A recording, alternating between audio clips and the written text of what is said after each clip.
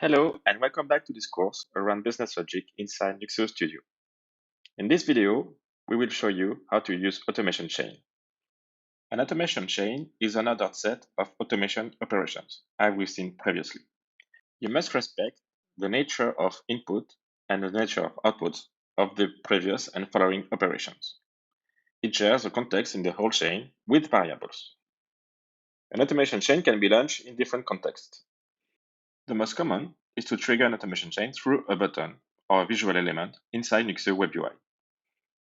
You can also launch automatically an automation chain through what we call an event handler. You can also trigger an automation chain during a workflow instance when you perform a task or when you enter inside a task. Automation chain can be called through REST API calls or server-side Java code or through Nuxeo scheduler. It has to be noticed that an automation chain runs in a single transaction. So if one automation operation contained inside the automation chain fails, nothing will change as a result. As just said, the output of an automation operation should fit the next operation input, because Nuxeo Studio checks operation inputs and outputs all the time. So let's take an example to illustrate it. First, here, we fetch the current document. We navigate to its parent and get all children from the parent document. What we want to do next is to zip all children. This won't happen because getChildren automation operation produces a list of documents, whereas the zip operation expects a list of files.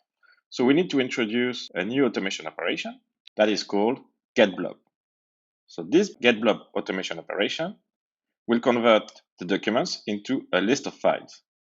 And as parameter, this expects the XPath of the property containing the file you want to obtain. Inside Nuxeo automation operation, you can use dynamic values for the parameters. It respects the MVEL format, and it allows you to make a lot of really interesting operations on documents, dates, users, etc. For example, the ifn object allows you to implement a counter logic. You can also retrieve the label of a vocabulary entry or retrieve the email from a group. Let's move now to the demo and try to update the document lifecycle state and then publish the document inside a section. Nuxeo automation chains are located in Nuxeo Studio in the modular menu under Automation Chains. Here, simply create a new automation chain and add its feature ID. From this screen, you can drag and drop all the needed automation operation you need to compose to create the automation chain. The first operation we need to execute is to update the document lifecycle state. This operation is located under the document category, and here it is. To use it, you just have to click on the Add button or use the drag and drop operation. I've said before, it expects one parameter value, which corresponds to the transition. Nuxeo Studio will suggest all the existing transitions available inside your studio project. So in our case, we want to move from the project state to the approved state, and the transition for it is called approved. So if I just type AP, it will autofill with approve. Now we need to publish the document. For that, we need another operation, and this one is called document.publishToSection. Here. So I will just drag and drop on the right side. And because that's a new operation, it expects specific parameters. The target parameter is mandatory and corresponds to the section ID or section path in which the document will be published. In this example, I will hardcode the value of the section path. In this case, we may encounter one problem. If we create a new domain, the path would be different. So in this case, it shouldn't be default domain. To solve this issue, we can use dynamic values. In our case, I can simply find the domain path in which the document is located. To do so, I will use the expression builder button, go on select, document, then we have domain, So that fetch the domain containing the document. And because we need the path, I would use the path value. So that's the domain path actually. And all I have to do is to replace this part of the expression. With that done, even if I create a new domain, it will work.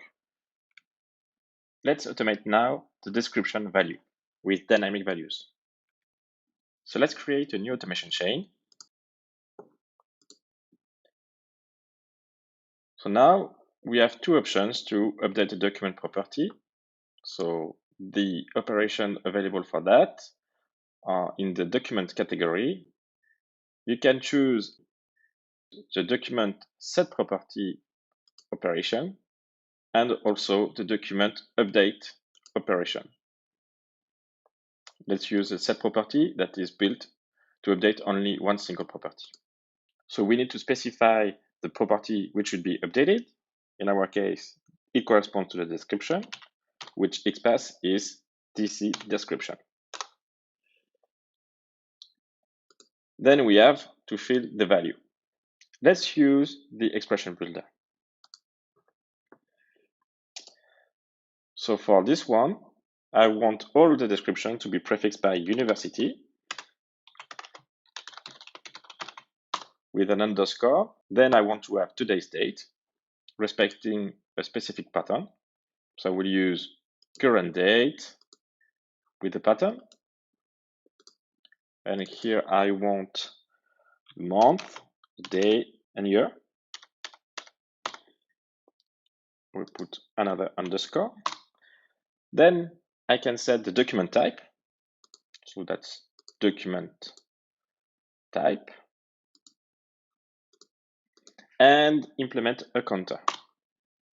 So the counter is located under FN menu. So this corresponds to FN objects. And from here, we can use the getTextID entry. So that generate, as indicated here, a counter logic. What I have to do is to save, and we are done. Thanks for watching.